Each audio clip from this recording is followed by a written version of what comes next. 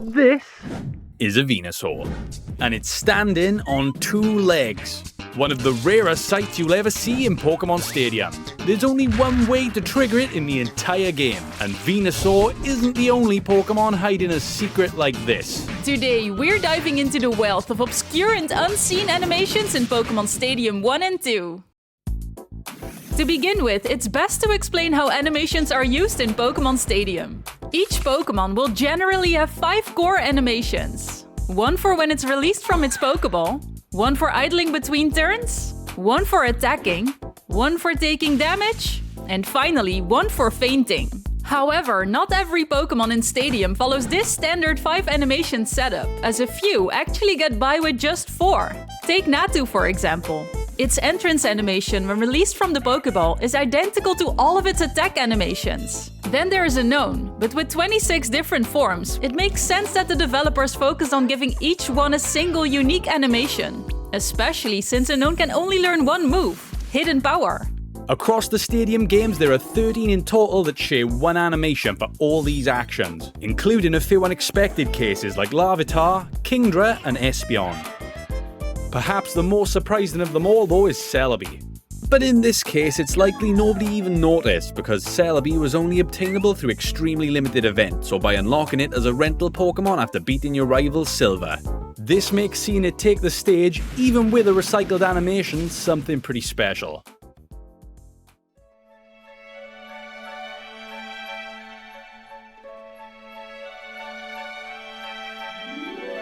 On the opposite end of the spectrum, there's one move that effectively doubles the number of animations for a large group of Pokémon. And that move is Fly. Although some winged Pokémon are always shown in mid-flight, most of the ones capable of using Fly require a whole new set of animations beyond the standard 5. A takeoff animation to launch into the air, a secondary idle animation while hovering mid-air, and a mid-air attack animation. Devastating! But hold on, what happens if you hit a Pokémon or knock it out while it's still flying? As you probably know, when a Pokémon uses Fly, it becomes temporarily invulnerable for a turn as it sits high out of reach. However, there are actually a few moves that can hit a Pokémon mid-flight, specifically Gust, Twister, and Thunder, with Gust and Twister even dealing double damage under these circumstances. Unfortunately, it seems like nothing special happens at all. The Pokémon have no mid-air recoil animation and simply return to the ground to play its usual KO animation. At least, that's what happens in Pokémon Stadium 2. Things work a little differently in the first Stadium game. In Stadium 1, not even Gust or Thunder can hit a flying Pokémon. The only move that can land a hit while a Pokémon is airborne is Swift. And if you do manage to knock out a Pokémon in this way, a completely unique fainting animation will play, with the Pokémon falling directly from the sky. But what's even crazier is that all those mid-air knockout animations still exist in Stadium 2's code. They just go completely unused. Not only that, but Stadium 2 added even more of these animations for the new Generation 2 Pokémon, fully animating damage and knockout states while airborne. Yet the game never actually triggers them. And as a weird side note, despite being in the first Stadium game, fan-favorite Charizard is the only Pokémon capable of flying that lacks a takeoff and fainting animation while being in the air. Which might be due to the fact that it couldn't actually learn Fly until Pokémon Yellow, that was only released 1 month after the original Pokémon Stadium. Besides flying, there's one other move that gives Pokémon a temporary invulnerability status, being Dig. But unlike Fly, all Pokémon reuse the same canned animation of rotating down into the ground, with the exception of Diglett and Dugtrio that have their own unique burrowing and re-emerging animations for their attack. From here, things get a bit more interesting as we enter a category of Pokémon that for reasons we can only speculate receive extra special treatment. These Pokémon have multiple additional animations assigned to various types of attacks, and there doesn't appear to be any kind of rhyme or reason as to why. A few Pokémon obtained an extra animation when performing a status move, usually requiring a more subtle or restrained motion, such as Cyndaquil using Smokescreen or Togepi who does a little spin when using Charm. Other Pokémon have a unique animation dedicated to its signature move. Blastoise unleashing its cannons to perform Hydro Pump, Seeking climbing upward when using Waterfall, Magikarp flopping around when using Splash, and Chansey using its tail as a catapult to perform Egg Bomb. Additionally, some Pokémon are so closely associated with a move that they've received a specialized animation for it. Miltank, for instance, has a unique rolling animation just for rollout, whereas everyone else is stuck with a canned animation. A large portion of Pokémon received multiple animations to accommodate the various types of physical attacks they can learn. Even Pokémon known primarily for using special moves receive specific animations for their seldom seen physical attacks. Hypno uses its head when performing Headbutt, Kadabra launches its Spoon as a counter, and Gloom charges at the opponent when using recoil moves like Double Edge and Takedown. But the Pokémon that received the most additional physical animations is Primeape, with 7 unique ones that showcase multiple possible moves, from punching and kicking to charging and thrashing. In fact, there are multiple Pokémon with a higher number of extra animations like Blastoise and Mew. But this raises an interesting question. If a Pokémon can only know 4 moves at a time, what are the chances you'd ever get to see most of them? Up until now, we've mostly been showing you examples using rental Pokémon, but many of the most unique animations are completely out of reach in the base game.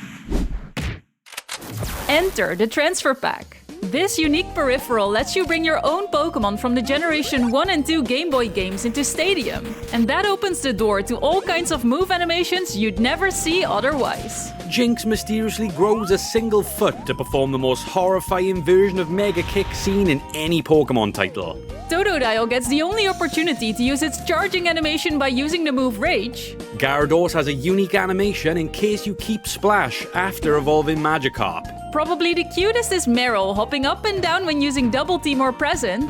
Mr. Mime is capable of performing a nasty roundhouse by teaching it Mega Kick. Smeargle's signature move Sketch gets a unique animation, but it always seems to fail when used in Stadium. And Blissey will take you down going arse first. If you found any more cool examples, let us know in the comments. These Transfer Pack exclusive combinations are cool enough on their own, but what if I told you that some animations are outright impossible to see, unless you perform very specific and incredibly obscure steps?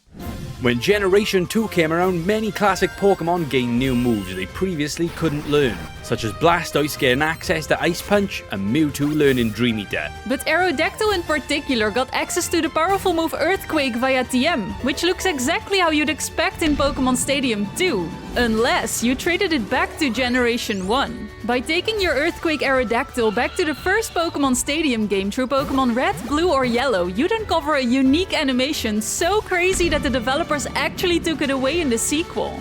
The next example, however, is impossible to see, unless you have a time machine. In the spring of 2002, there was a 3-week event where it was possible to receive a mystery egg from either the New York or Tokyo Pokémon Center that hatched into the only Pichu that's ever been capable of using Petal Dance. This particular move is special because it's the only one that lasts long enough for you to see the end of Pichu's lengthy physical attack animation, which usually finishes after the first punch. And believe it or not, there's one more Pokémon with an even longer animation. Ho-Oh's secondary attack animation, reserved for moves like Earthquake and Frustration, is one of the longest in the entire game. But most of us have only seen the very beginning.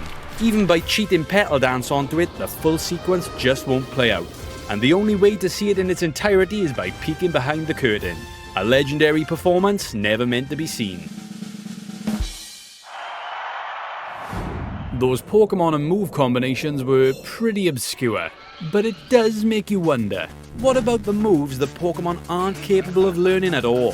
Mimic is a TM in Generation 1 that allows the user to copy an opponent's move for the duration of battle. And since nearly every Pokémon is capable of learning Mimic via TM in Generation 1, it is technically possible for most of the original 151 Pokémon to use any move in the game, leading to surprising results. When Nidoking mimics the move Stomp, you'll be able to see that its usual animation reserved for moves like Double Kick has an extended version where it does in fact stomp the ground. Likewise, if Nidoqueen mimics the move Splash, you'll be able to see that it ends its kicking animation with a fancy pirouette. More surprising, however, are the Pokémon that have completely unique animations hidden behind the use of Mimic. Pikachu will fold its arms and break a sweat while straining to perform a psychic attack, while Mewtwo rushes forward with a teleporting attack if it uses Fly. Alakazam treats the opponent to a little dance if he uses Tail Whip, and finally Venusaur will rear up on its hind legs to perform one of the most insane earthquake animations in the game. There is, however, one more special Pokémon that has access to the most unique animations, additions, and Easter eggs out of any Pokémon in the Stadium games. And that Pokémon is Pikachu. Or more precisely, Pikachu's, as Pokémon Stadium counts the starter Pikachu from Pokémon Yellow version as a completely separate Pokémon. And between them, they have a total of 21 unique animations. The first thing you'll notice is that unlike the standard Pikachu, Yellow's starter Pikachu actually says its own name, just like in the Game Boy game. And when comparing them side by side, we can see that the Pikachu from Pokémon Yellow has a different model, with more detailed ears and a tail that sticks out to the side. On top of that, the majority of its animations are completely unique. It is much happier when emerging from its Pokeball. When it performs its wind-up punch, it nearly falls over. It runs in a zigzag pattern when performing a running attack. It gets noticeably angrier during moves like Rage. It puts its hands in the air to cast a special attack more aggressively. And instead of the special psychic animation, this Pikachu has a secondary special attack animation that only triggers for a limited number of moves like Thunder and Flash. When hit, it is sent flying across the stadium with a much more dramatic reaction. And finally, it stumbles and flails on its way to the ground when knocked out.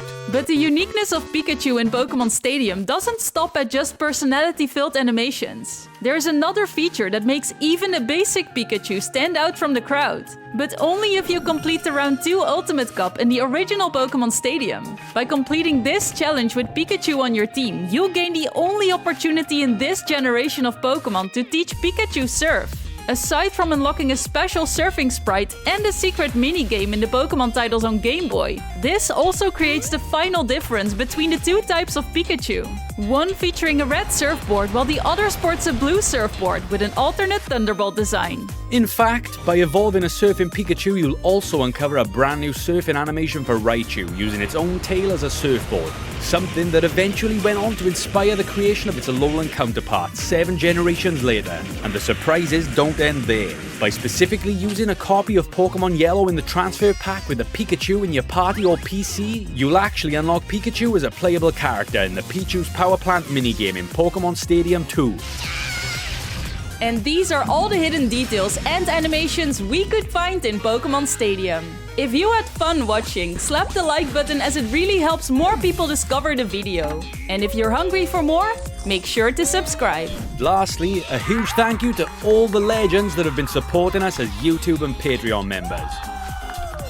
Join up and get behind the scenes updates on future projects.